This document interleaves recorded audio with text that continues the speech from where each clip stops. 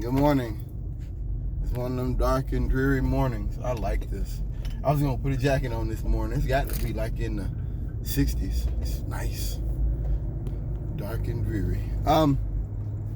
Listening to a doctor talk about Trump's narcissism, and he gets into detail. I didn't know there were two different types of narcissists. I didn't know that. One is vulnerable, one is another one. I wasn't aware of that. And it made me think about something that's worth talking about here. I personally feel like Democratic Party needs to lose this election. I do. I've talked about it, how the Democratic Party is basically, they're not operating with our best intentions, how a lot of people want the Democratic Party to come out here and say federally, we need to take out, drugs and stuff, marijuana. There have been a lot of people who have made those intentions very clear, and the Democratic Party said no. We're not going to do that. So for a lot of people, we feel like they're not listening, and there's kind of also an understanding that the Democratic Party is a corporation. Republican Party is too. These are private corporations who really have a lot of control over who becomes president. What I'm saying is they're not operating in the best intentions, and as many people have already made videos about in detail, that where else is she gonna go? Where else is she gonna go? And that mindset to me is just so fucking frustrating to know that they're operating on that inside myself something's like, nah, dude, you need to be destroyed. You know what I mean? Like, I talk about the Republican Party and how they need to be in a situation where they're no longer they're no longer even something a working man is even willing to look at. I've talked about that before, but this here, that mindset is just so asinine, it is so ridiculous that it need to be slapped on the back of the head. And then I read this video this morning when I was getting ready for work, and it brought me all the way back to zero, because it reminded me, you're dealing with a very sick man. You're dealing with a person that really has no thought about who he hurts. He's a very cruel man. And that there's a lot of people who like him for his cruelty. And understanding that, being aware of that, made me realize that, yeah, we need to get this guy out of here. He doesn't need to be president. I work with a dude that was telling me about, he did the absentee voting thing, and he said the same thing, that Trump, if he's reelected, things will be really bad and all this stuff. I don't want us to live in this world of Obama was like leading us into this socialist utopia, then Donald Trump is a mean man, like Michael Brooks put it. I don't want us to engage in that kind of nonsense politics, because it's not true. It's not. That stuff that is not true. It is patently false to say that stuff. Donald Trump he's a part of the Republican Party. I think that in some ways, I'm sure they wish he wasn't as extreme as he is, but I just don't want us to forget about how they have helped them, how they have backed him, and how they have protected him. I think that stuff,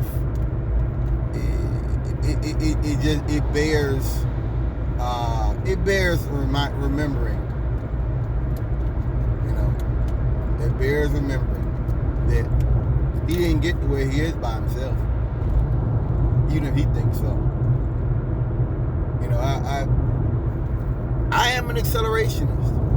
I am. I mean, it's a little bit different because we're looking at a possible war with China. We're looking at, other things that are going on right now that can go hot very quickly. And it's terrifying stuff. It's clearly terrifying. It's clearly terrifying stuff, of course. So I don't want us to disregard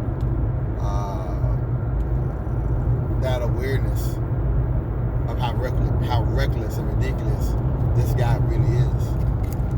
It's terrifying to think Donald Trump has got control over the nuclear weapons, nuclear football. That's a terrifying thought. I'm not gonna bullshit you. That's a scary thought. That this jackass at any moment, might pull a Nixon and be talking about, hey, we need to start a nuclear war, and play the madman for real. Like, damn. Yeah, that is a terrifying thought that you have that he's in there. I'm one of the first people to acknowledge that.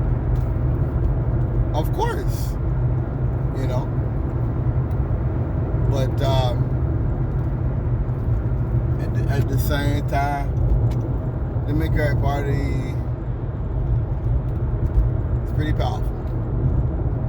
Bringing in Kasich, I think he was like really, really, really anti-gay marriage. Biden bringing in Kamala Harris, who was against legalization of marijuana.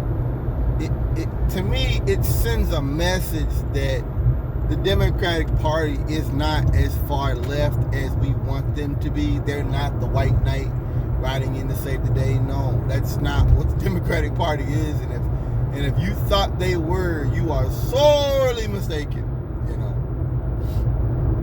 And that to me is how I see that. So I don't have a lot of confidence in Donald Trump. I don't have a lot of confidence in Democrats. I'm a Jacobin. I'm not a Democrat.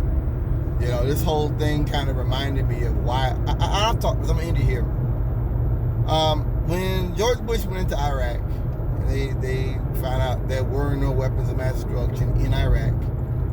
And I remember kind of like when that happened too. And they